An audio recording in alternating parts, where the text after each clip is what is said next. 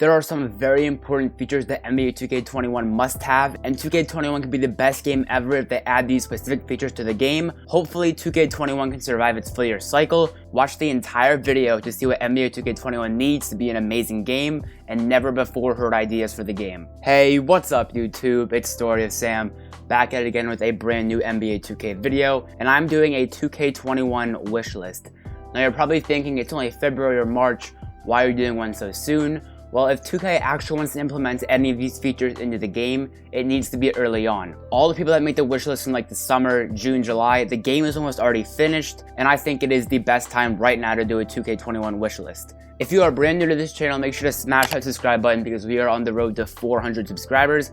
I upload 2K content twice a week and you don't want to miss it. I just want to thank you guys for the support on the recent video. It did amazing thanks to you guys. Let's try to repeat that success. Shoutouts from the last video will be at the end of this video just so you know. Comment down below what you think is the most important thing that 2K21 needs to have to be successful. Don't forget to smash that like button, destroy the like button. Let's hit 10 likes. I know we can do it. Let's get right into this 2K21 wishlist. The first thing 2K21 needs to have is park affiliations. It's the most obvious one, but it's necessary. Affiliations need to come back. They can either bring back Sunset, Old Town, and Rivet, or just rename them. Personally, I think renaming them is a better option, just so it doesn't feel repetitive from other games. Make 3 separate parks, or maybe even 3 separate neighborhoods, because 2K15 to 2K17 was super lit, and none of those games included the neighborhood. The neighborhood has been in 2K18, 19, and 20, and I just don't think it has been the best addition at all because you cannot get games, and there are plenty of other reasons why the neighborhood is not good for the game. Affiliations make rivalries, and rival day should be an important thing again like it was in 2K16. The winning team should get a brand new park or neighborhood. As I said, it should reward players for beating the enemy parks and seeing which affiliation truly has the best players. Separate the park from the neighborhood. What do I mean by that? I don't see 2K removing the neighborhood. They make too much money from their sponsors like Gatorade, the NBA store, all that stuff like that, and they need it to make money. So they probably aren't going to remove the neighborhood, but at least separate the park. What I mean by that is, if you spawn into NBA 2K21, you should spawn into a neighborhood and there's options. You can go to the stage or the park. The park shouldn't be in the neighborhood, it should be in a separate location, just so that you can get consistent games. Because that is one of the biggest reasons why I don't play 2K20 a lot, because whenever I hop on, I win a couple games, then I'm waiting for literally a half an hour, sometimes it seems, just to get into another game. Everyone in the park server, which should be separate, as I said, should be getting consistent games. It works for everyone. Nobody would be mad at that. We all want to play games like we did in NBA 2K17, because in 2K17, there was no neighborhood, and the park was its own thing. And trust me guys, if you guys played 2K17, you would get consistent games, and I went on multiple 20+ game win streaks. Now I feel like it's super hard to streak without a logo on NBA 2K20 because you just can't get any games. It's as simple as that. The next thing is make clothes less expensive. Oh my god, these clothes in 2K20 are super expensive. Some jerseys cost 30,000 VC. I've probably spent over 100k VC this year just on clothes.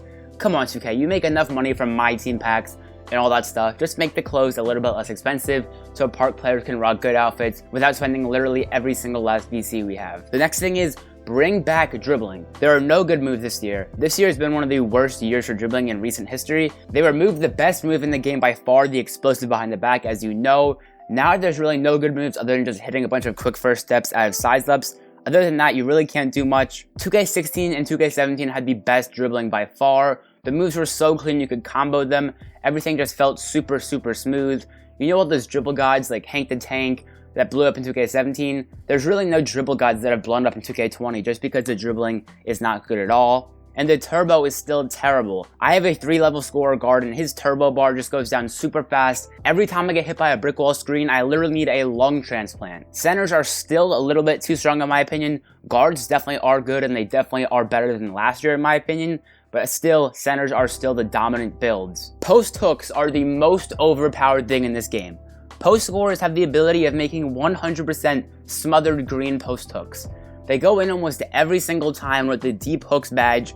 It is almost unstoppable. My partner on twos does post hooks all the time and he makes some of the most ridiculous shots that are heavily contested. And also, Slashers contact dunks are unbelievable. Slashers have the most insane contact dunks this year. They can almost get posters every single time. Like someone I play with on twos uses a Slasher and he literally just dunks on someone every time. Like their lobs, he gets contact. Oops. I think slashers should be able to dunk on people a lot, but not to the magnitude that they can in NBA 2K20. It's just way too strong in my opinion. And even if you have a defensive build, you're almost just left in the dust waiting to get dunked on. I do think the badge system should be the same. It was a great way to get badges, and that was one of the bright parts of NBA 2K20. I think the badge system it really works great in my opinion. Just make them a little bit easier to get. They did make them a little bit easier this year, as you guys know. In the beginning of 2K20, it was super hard to get badges and no one could get them, so they did increase it a little bit, but increase it a little bit more. I would make way more builds if the badges were easier to get, and I'm sure you're the same way. Like, I'm gonna spend more money on the game if it's easier to get badges. It's just plain and simple. Nobody wants to spend time playing robots in my career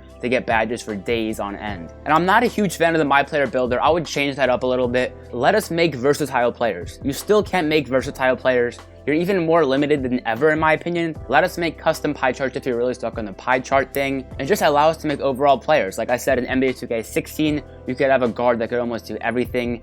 And then ever since 2K17, you really could make a versatile build. So just make sure we can make a good player like our superstars, like LeBron James, Kevin Durant. They aren't just good at one thing. They can do everything. Let us do that, especially if you are a 99 overall. What 99 overall do you know that can only defend or like only rebound, stuff like that? And as I said, we need new, fresh parks, exciting parks with lots of color, not gray parks. And please lower the price of VC. People say this every single year and 2K still doesn't listen. And honestly, 2K is still going to keep the VC prices. They might even increase them because people are going to buy VC either way. It's just how the 2K community is. Davis talked about making dribble moves more smooth in his video, and I think that is a great idea. Everything just seems so clunky to me in this game. You can't chain moves together. They basically killed the momentum crossover. Last year, you could do so many moves out of the momentum, and this year, I feel like you do a momentum and you're just stuck in your place. It's kind of ridiculous. You can't stop on a dime this year. You have to do certain moves to allow yourself to stop on a dime. I literally feel like I'm on an ice hockey rink on 2K20. I'm sliding everywhere, and especially earlier in the year, I was shooting everything as a fadeaway. I did not know how to stop on a dime, and you still can't really do it now. You gotta do like a hesitation just to get a shot off. The number one thing is just to balance the game. Nothing can be too overpowered. That's what kills games, especially like NBA 2K19 when pushing was the wave. I'm really hoping that new consoles can bring 2K back to the 16 and 17 days. Let's start the shoutouts from last video. Shout out to Sauce Godville. Ray Allen is another great jump shot that you can use. Thanks for the comment, bro. Okataku, sorry if I mispronounced that. He uses base 104. I'll have to try that one out. Shout out to you. And lastly, shout out to Farmer Jones. He uses jump shot 98 just like me. Anyways, guys, I hope you enjoyed today's video.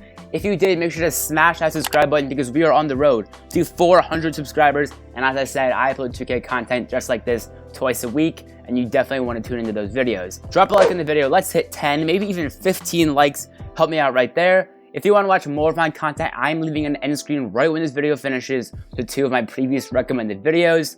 Have a great rest of your day. It's been Story of Sam, and I'm out.